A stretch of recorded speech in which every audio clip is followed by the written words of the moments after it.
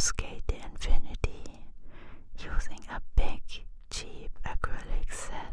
The result looks fine in my display case, but the process was awful. Poor pigmentation, bad coverage. Never again. That experience alone taught me that it's better to buy a few good colors than a huge set you will hate using. So with that out of the way, let's talk about materials.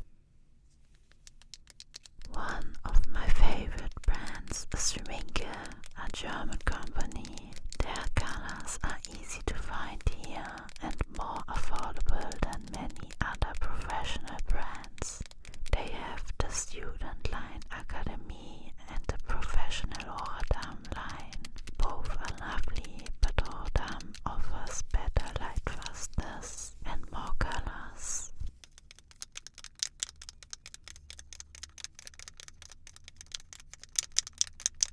I also love Daniel Smith watercolors. They are American made and beautiful, especially the violets, but as import products they are pricier for me, so I only have a few tubes and a dot card. A more budget-friendly option is Winsor & Newton Cotman, which is basically the Student Line. And if you're in Japan, Holbein watercolors are wonderful too. Holbein is known for gouache, but their watercolor and colored pencil lines are very solid. If you're buying tubes, you might also want empty pens. They are cheap online and perfect for filling your own palette. A tube squeezer is another amazing gift for getting the most out of your paint tubes. Mine even makes a satisfying baby pattern.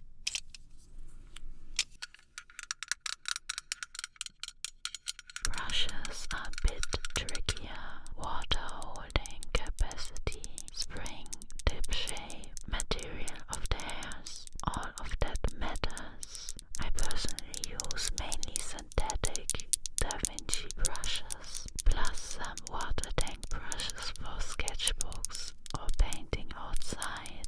If you know the artist's preference, a single high quality brush can be a beautiful gift. Other brands I heard mainly good things about are Princeton, Raphael and Escoda. For artists who already have the basics, effect products are fun. Shimmering liquids, metallic powders, granulating or metallic paints. These can get pricey, but they are magical.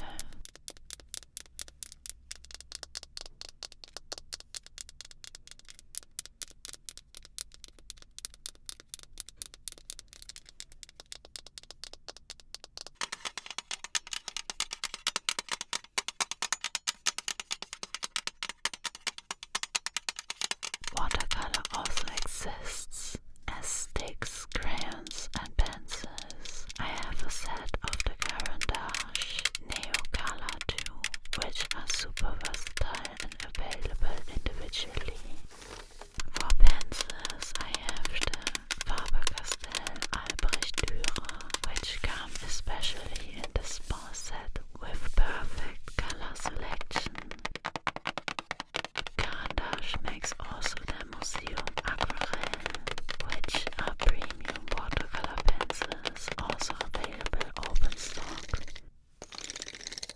To give your sketches a unique touch, aquarelle graphite pencils are fun too. For tiny budgets, dot cards are amazing. Some cost just a couple of euros and let you test colors before buying. You can even create your own dot cards as a handmade gift if you have some tubes at home. Paper makes a huge difference.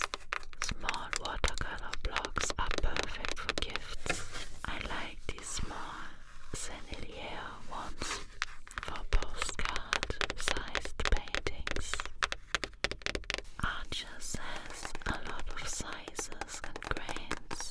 I personally like their hot press paper the most. Has a lot of different paper in different grains. In this blog I have a good variety of their collection. Most watercolor paper can be purchased in 4-sided glued blocks which help prevent warping. I also have some useful additions at home, for example some clip-on water cups for outside painting.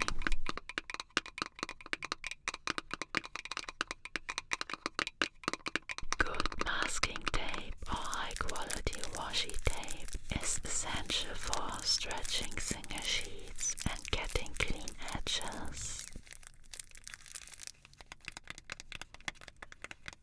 When working in sketchbooks, good paper clips are an absolute must for holding the paper down while being very inexpensive. Sponges for cool effects for cleaning on the go are very useful too. At home I'm cleaning my watercolor brushes mainly with a microfiber cloth, which prevents waste by avoiding single-use paper towels. Waterproof fine liners like the Sakura Micron are awesome for details and lining your work. And my little secret watercolor ground. It lets me paint in sketchbooks with thinner paper, which handle water poorly. The Daniel Smith version is thicker, which is great for thin paper.